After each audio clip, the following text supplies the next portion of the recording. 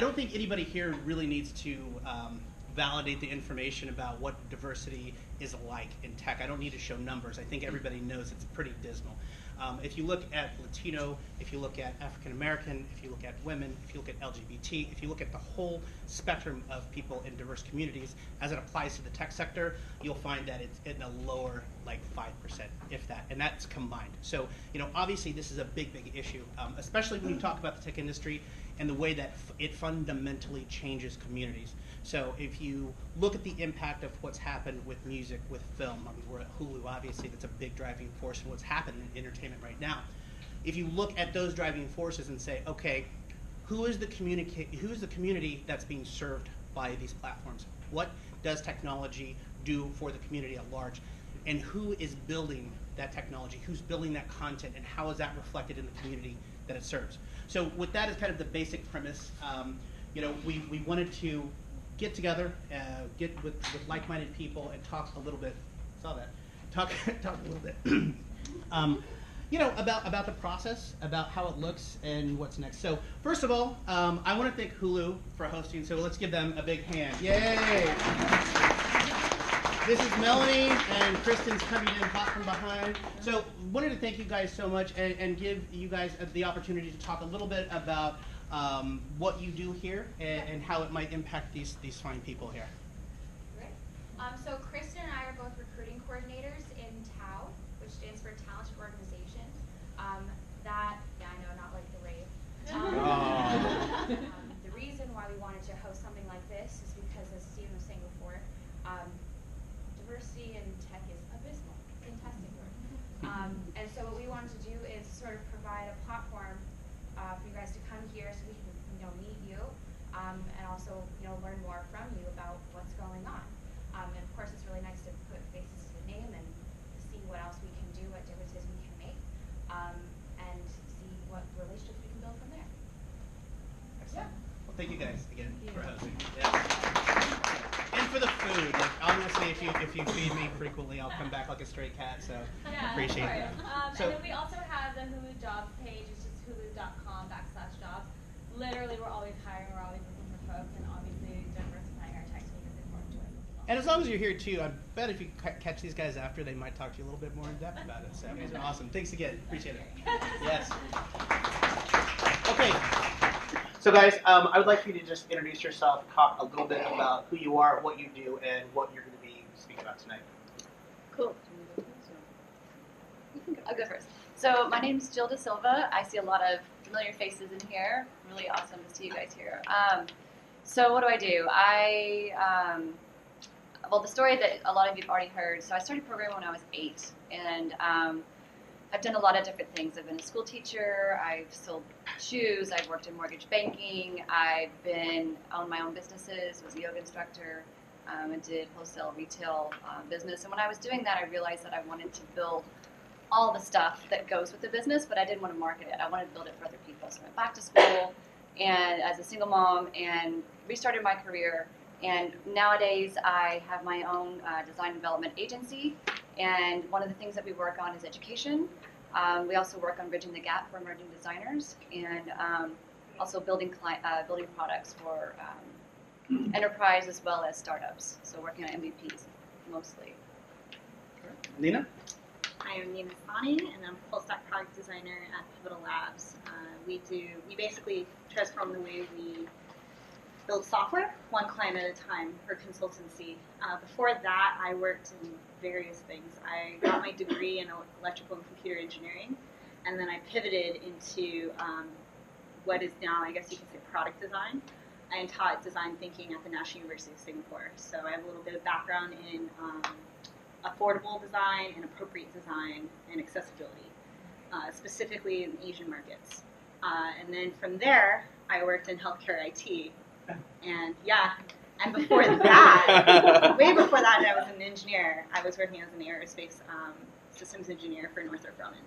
So that kind of gives you guys kind of a swath of experience. And then now as a consultant, my clients range all the way from the government to entertainment, because we're in LA, and various other verticals within industries. So Excellent, great. So I want to just start by saying that when I think of diversity, when I think diverse, I mean diversity with a capital D. So there's the obvious thing. There's the race factor. There is the gender factor. There is the sexual orientation factor. But there's also people over 50. There are also people who are differently able. There are, for as many different types of people, there's that type of experience that comes with dealing with the platform. One thing that we were talking about on Monday before we actually got into this, Gavin and I, if you were to set us side by side, you would look at Gavin and be like, that's the white guy. Gavin's the white guy. He's culturally probably like this. And Steven, vaguely Mexican. I bet, he probably speaks Spanish, which I don't. I'm from Oklahoma, and I don't speak Spanish. Gavin has spent 8 years of his life in South America, currently works with people in South America to kind of better their communities there. So when I say diversity, I mean granular level experience that happens when you engage with products and services, and you have to have that kind of granular level awareness of everybody that's out there, but there are some kind of major constraints. There's some major issues. And one of the first things that we're going to talk about in terms of how we're addressing this is how does cultural awareness impact the design, development, usability, and adoption of digital products? Now, in terms of format, this is real loose. So if you guys have something to say, raise your hand.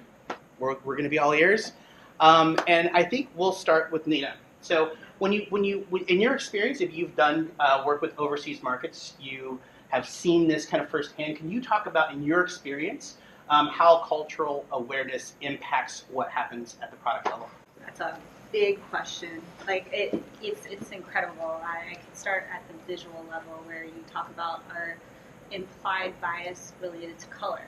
We have already, by growing up in a Western culture, an idea of how certain colors, what they represent. White is a really great example of where we see it as purity. We see it as, pure, peaceful.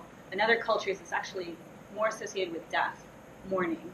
And so understanding that, even just as something like visual, where you have these kind of contrasts, is very important when you're working with products. I'm right now working with software products, but it also ranges with tangible, actual products you're working with, and even how you interact with your colleagues or people around you. So I that's just one. I could think of others, but sure. I don't want to So let me just a show of hands here. Who here has worked with groups that focus either on international products or products that serve communities that aren't what you would consider to be the average American? I started my career off at a little design firm in Dallas, and the principal of the design firm, he actually went to Art Center in Pasadena, and it was really funny because he spent one of his years abroad in Japan, and working with this group of people, he came back years later. He's got this firm in Dallas, so we're working, and we get this Christmas card, right?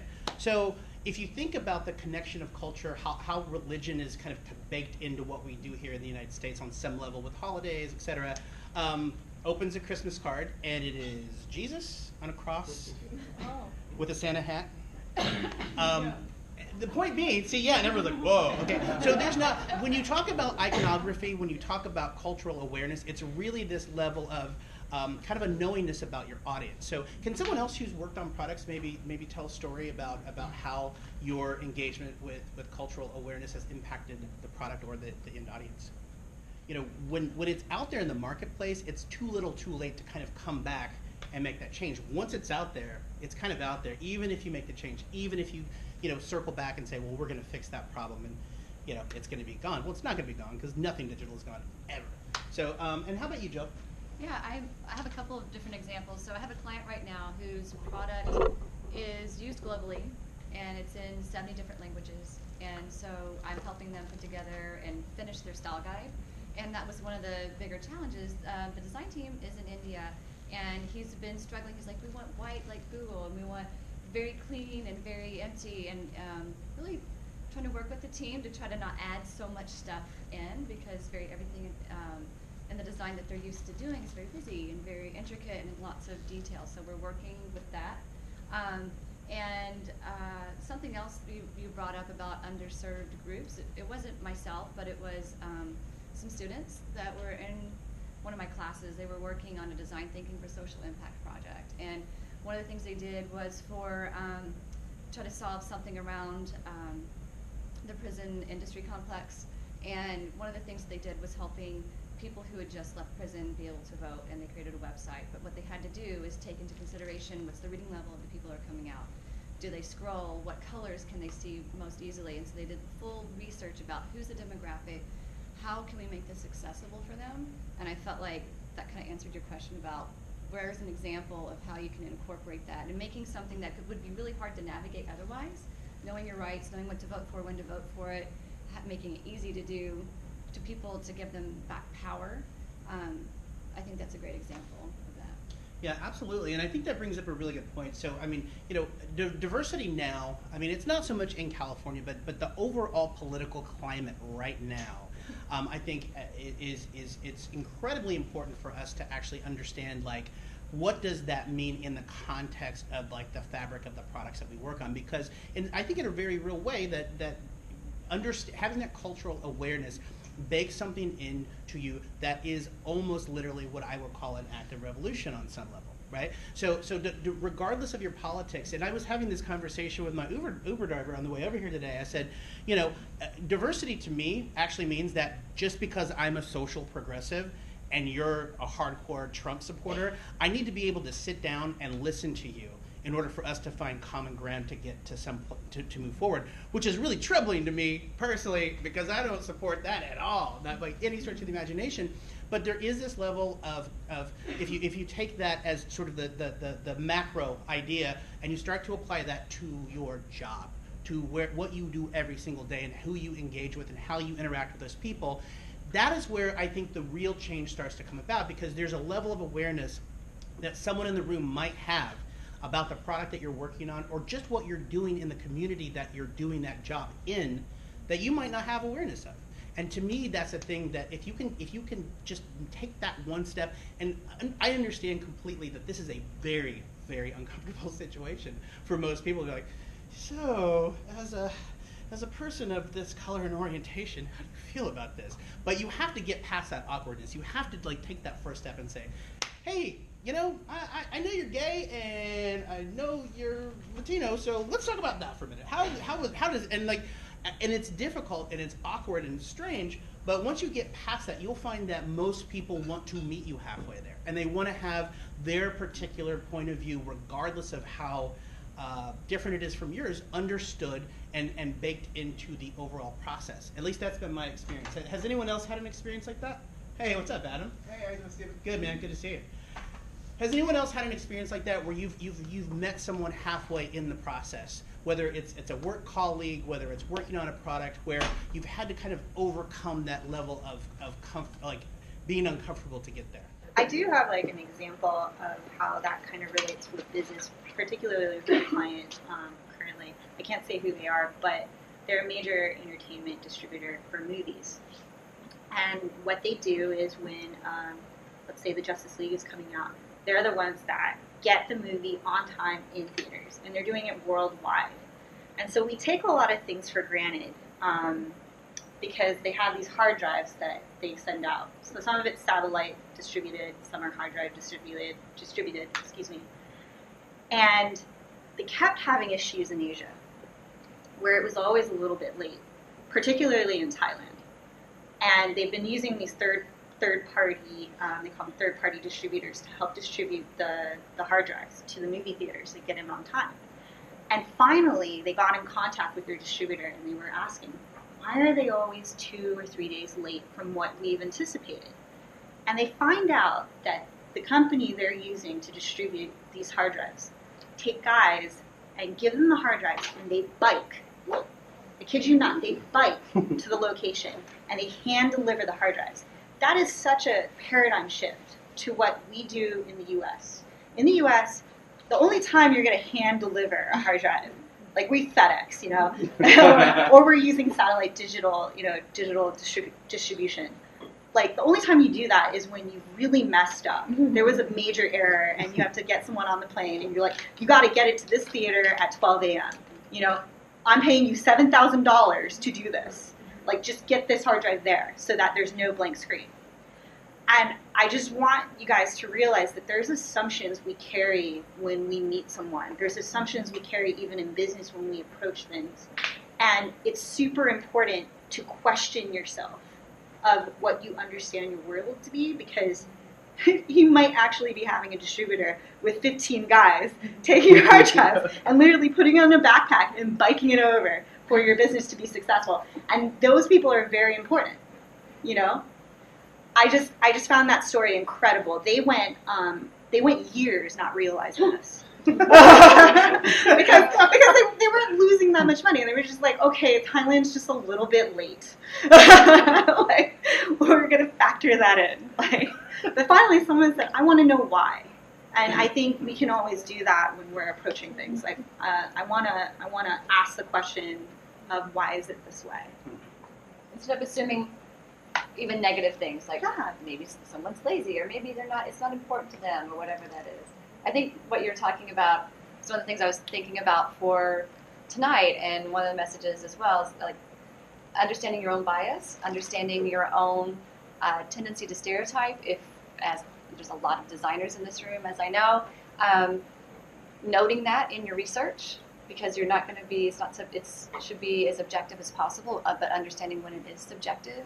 It has to start with the person, with what you're doing, and we all have our life experience as a lens, but can we step back a little bit and can we ask those questions instead of making an assumption, regardless of who it is or who we're talking to?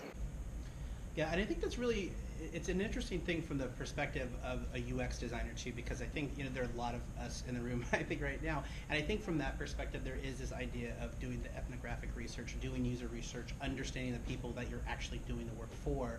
But even with that, I do think that there's this imaginary parameter that we draw around who we're researching for, and I think, well, is this going to be an international product? If it is, I need to radically expand the range of who I'm going to study.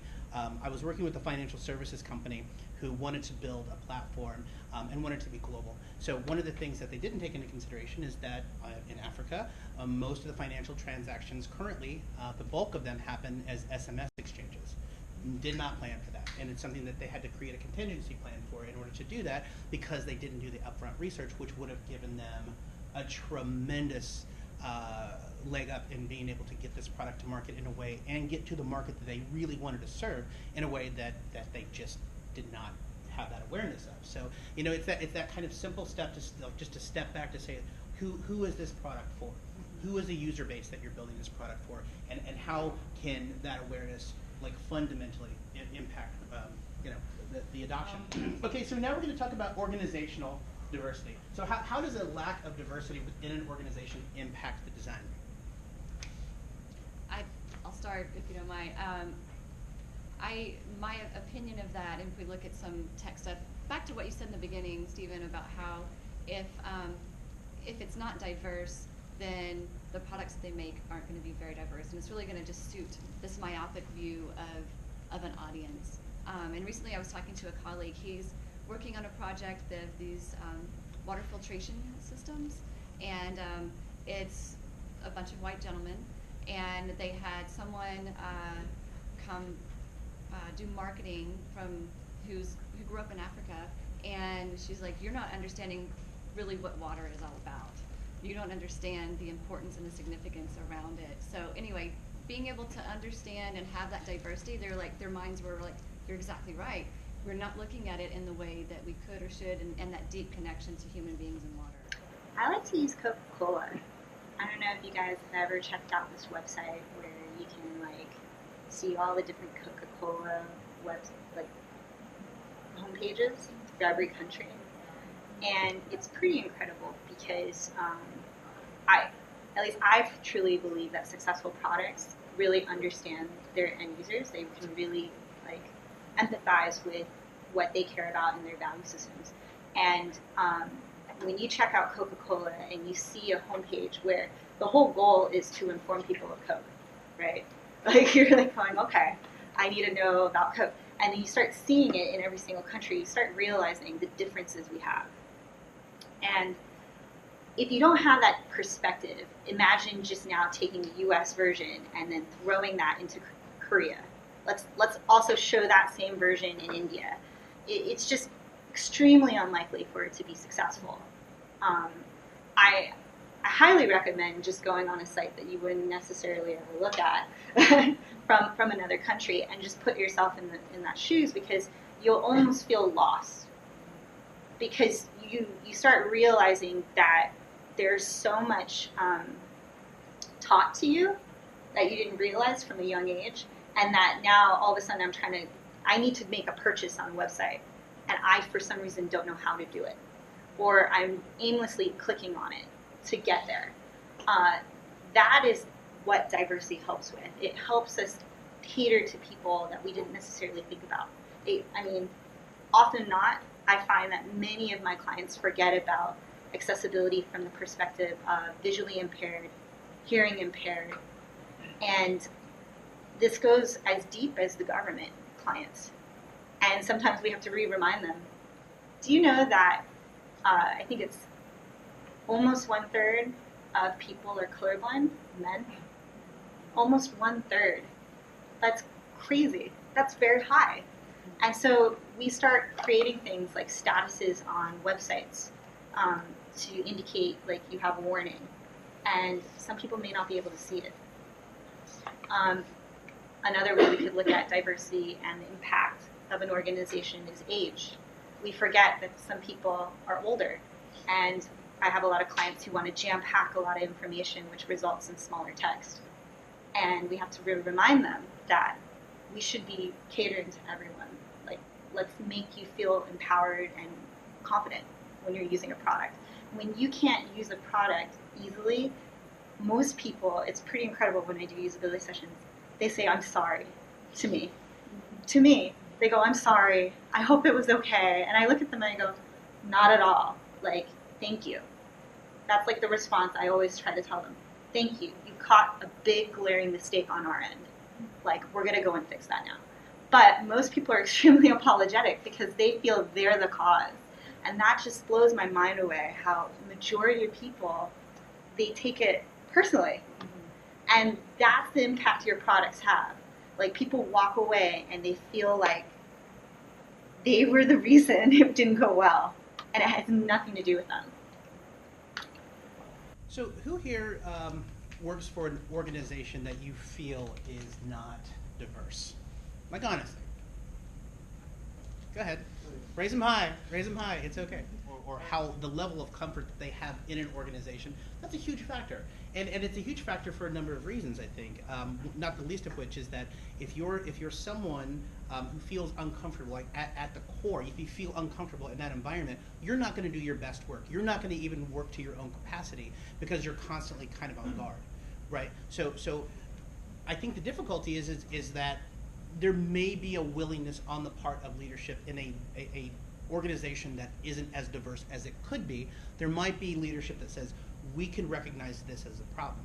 We could recognize this as an issue, but how does that come to the fore? Like, how does that conversation even get started? If you start to peel away some of the layers behind like some of the most dominant products that are on the market, that is a huge thing. That like just to think about what that process is and how it's set up and what you're doing. It goes back to even that is what's leadership like at the company. Mm-hmm. I think that sets the tone for the rest of the company. And I think that the people who are in leadership have to, we were talking about this earlier, have to model the behavior and the goal of that behavior.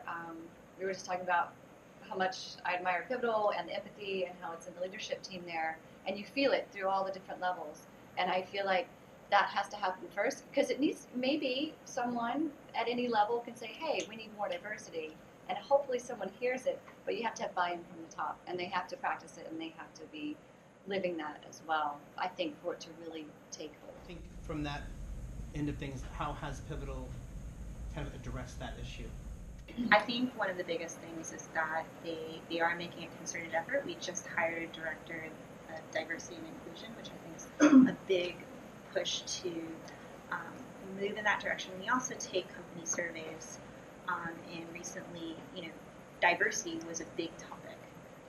At least in our office, specifically in Los Angeles, but from what I could tell, a we are global. We are a global company. Across the board, people were concerned. To see that people were speaking up and felt safe enough to speak up, I think is powerful and indicative of a move to change. The other wonderful thing that I have to say about Pivotal and when I entered was that it's in our pillars that empathy is one of our founding core practices. When you have something that powerful like empathy being a foundational principle that must be embodied by not just an employee but for the company, and then we're a consulting firm, it just spreads. Another pillar that I love, always be kind. Always be kind. So simple, but so powerful and universally shared, I think, globally. These kind of things are just what I think affect and communicate, value systems, which ultimately impacts culture And product. And then it gets straight into product. So I'm proud to be a Pivot. It's one of the best companies I've worked for, and I have to say it's because of the culture. That's what's retained me. So, how did that culture evolve? I mean, it doesn't happen overnight. But what in your opinion, how did it go from, and maybe it still is, not a very diverse company, but to actually embracing those kind of core principles of diversity? I mean, it comes from the top down. When I'm going to be honest, Rob Mead is one of top. When there was explicit discrimination from the administration, I never forgot this. He wrote a personal letter about how he was not okay with it to all across the employees, and you could feel his impact. I also just feel that every single office, I've been traveling to different offices the last year to work on different projects. The leadership, because we hire for empathy, our hiring process is so different. She can attest, she went through it. We hire, we literally sit side by side with you, and we work on a project, and we communicate together, and we talk, and it's part of the process. And we're looking for indications of, do you hold kindness? Do you have empathy? We're actually looking for it. And we have to, at the end of the, at least for when I had to do design hiring, I had to have specific examples of when it emerged and where we saw it and where we saw strengths in these areas because they were so fundamental in how we interact with our clients. We're a customer service business. As much as we build web and mobile apps, because we are consultants, our clients come first. Their well-being in their products and how they feel come first over the idea that we're going to just slam dunk a product. I mean, if product's a product, but a relationship is so much more important. Yeah, and I think that sometimes gets lost when you're in the throes of things. That you're building this for a person to do something. This isn't this isn't in and of itself the thing that the product is. It's more the process of building the relationship between people that the product brings about. And I think that's really important to one of the things that when we first started talking about this was that what I would really love to see happen is how does innovative thinking as an individual within an organization help fundamentally change that? Right, and I think it goes back to even the question that you were asking is chicken or egg, which comes first?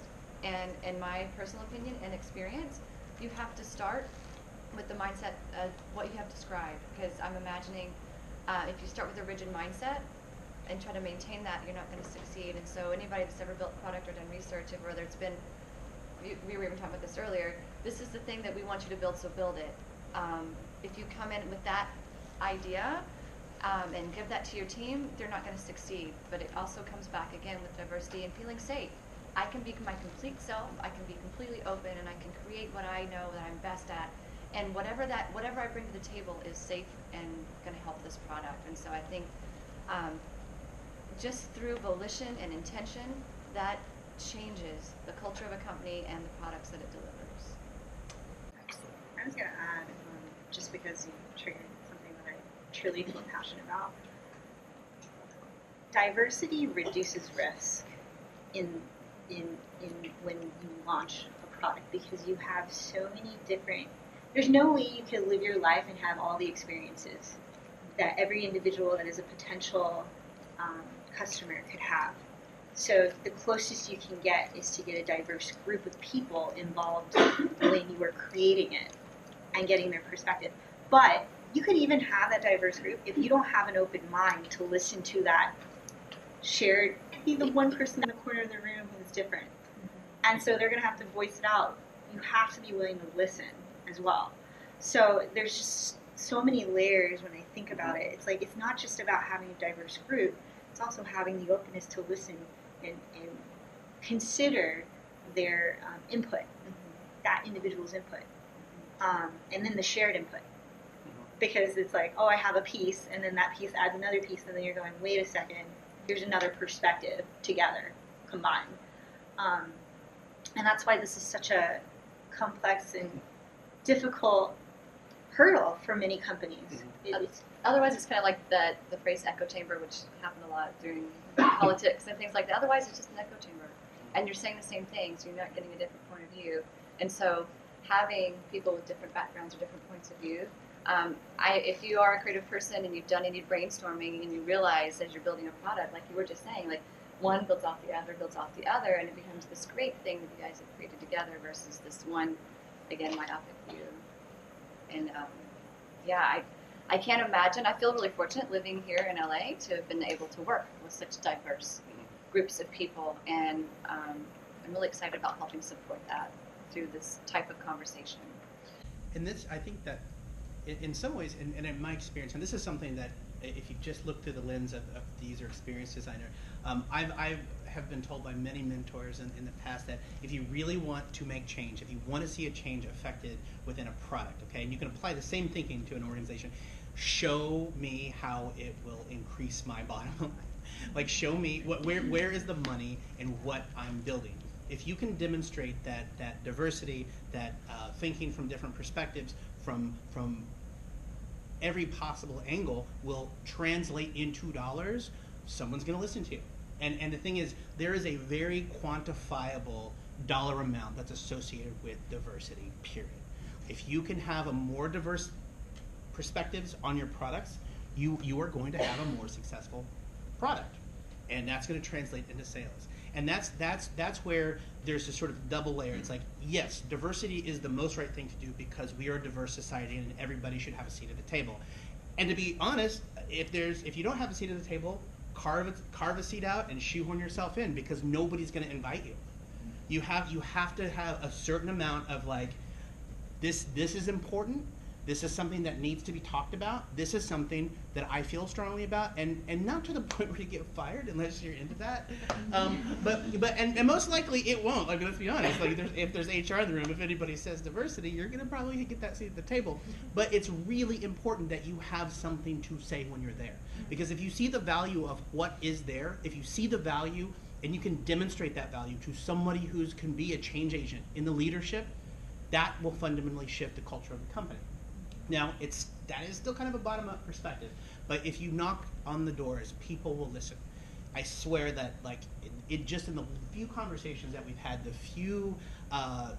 amount of outreach that I've done, very minimal, and the response has been great, because people in leadership want to see this. They just don't have a roadmap. And if you've experienced this firsthand, if you know about this firsthand, and if you're female, if you're not white, if you're of color, if you've spent time with those communities, you already know. You don't. There's really, when I first spoke with Jill about this, she's like, well, I don't know how I feel about, I don't know if I know so much about diversity. I'm like, you're a female in tech. You are diversity, okay? So, and that's the thing. You can't question your own role in that either. Like, regardless of whether, like, what part of that culture, you fit in, you need to recognize that within yourself, because I think that's, I mean, I question that myself sometimes. I'm like, I don't know, you know, but that's part of your programming. That's part of the problem. That's part of why there's this issue in the first place. So it's that shift from like taking the innovative thinking that builds companies like Facebook, that builds companies like Google, and take that thinking and apply it to diversity, because that will fundamentally change any organization if you can show and demonstrate what that value looks like. So what can an organization do to implement best practices around designing for a diverse user base? And I know what we do. What do you do? Pivotal. I mean, there's what's great about practices like design thinking and the design process, and a lot of you guys who do this know, is that we create personas, we have to build empathy. We have activities that just explicitly force us to do that, if you're following best practices. I have to add, if you're following best practices.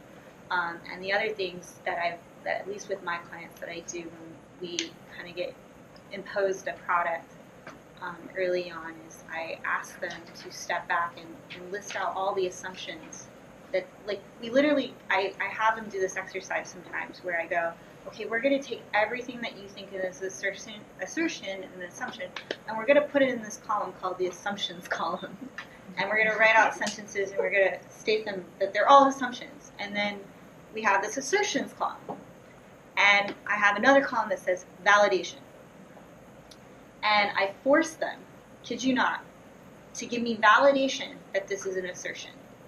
I want to have quantifiable and qualitative evidence, whether it be empirical, primary, or secondary. And they have to, like, validate it. I put them on the spot and I make them validate it. And it's not to mock their product. It's actually to make their product better. It's to force them to question where they've drawn some conclusions. And I've actually had leadership pull me aside once and say, thank you. I did not realize how much risk we've been accumulating this past few months, because we hadn't questioned our own bias. That product won the UX award in France, by the way. So, yeah. And it took an open-minded leadership team to do this exercise, and boy, did I they're pulling my teeth. But these are kind of things you can do. You can literally create. We have activities that force us to question ourselves. And I do this even with myself when I'm making designs. Like, I have to step back and be like, did I think about, the colorblind person in the room? Am I picking colors that are going to work with them? And then I got to go online and literally, I go and find, there's some apps that kind of help you, see through their eyes. But you have to step back and question. And sometimes when you're in the grind and you're trying to do it really fast and implement, because you have a deadline, it slips through the cracks.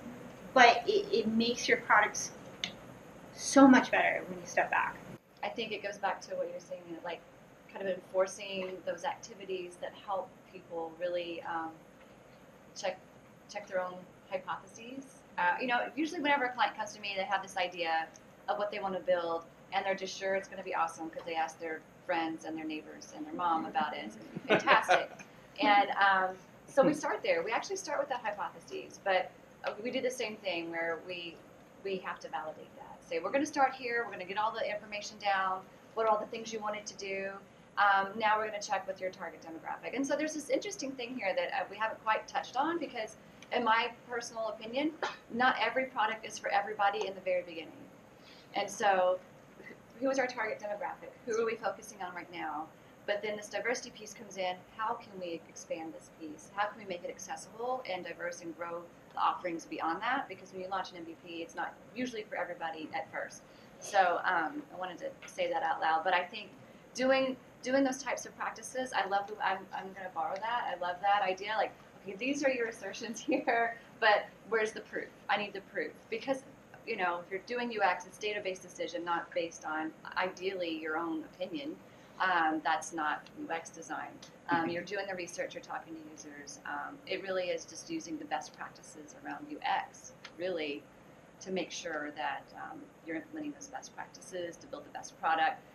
Again, ethnographic research, contextual inquiry. How are people actually, who is the actual target demographic and how would they interact with this? If you're not doing that, then that's not UX, and it's really not the best practice. So. Yeah, and I think that's really, it's an interesting way to kind of to frame it too, because as a user experience designer, you really focus on the group that's going to use your product, right? That's kind of your focus. But what about the people in the organization that are helping you dictate the terms of building that product? So one of the things, and this is just kind of a side note, that Jill and I, as we talked about this whole speaking engagement, it's like we started talking about the idea, why don't we apply the UX of diversity to the team that makes the decisions to build that product? Because if you're someone, and this is like for user experience designers, this is for people that are involved in the product level, it's management, people that are at like entry level, content, whatever the case may be, if you can step back and understand the trajectory of what diversity will bring at a very fundamental business level, somebody in leadership will listen. Somebody in middle management will take that information and take credit for it, probably. But it will be something that goes up the food chain. And I would say 99% of the leaders that I've engaged with, from small companies to large companies, want to have that conversation. They just don't know where to begin. And the problem is, the higher you go up the food chain, the more that people are going to say, how does this impact the bottom line? How does this impact the business? So starting with the mindset of this is a business case. This is something that I can validate through some assumptions, but probably through research. There's lots of research that shows how diversity impacts the bottom line. And if you start with that starts the bottom-up conversation. If you're in management, even better, because you might have a seat at the kids' table, but you have a seat at the table to begin to have that conversation. And that's information that can be socialized within an organization. So the question that I have for you guys collectively is, in your organization personally, what do you think that you can do to impact that change? I've had to do a lot of work outside of work to move my career forward, right? And by that I mean finding those things, getting an audience with the right people, maybe doing homework on your own to figure out what that looks like in terms of how you present it to leadership. There's work that you will have to do outside of what your normal job description is to bring that to the table. But if you do it, it does shift things. It does change things significantly in my experience. As you raise this question, are you also thinking about in an organization, how do they uncover issues around diversity, or is that something we're going to get to in a minute? No, I think this is This is it? Yeah, this is it. Yeah, so one of the things, again, is applying the UX process in surveying, because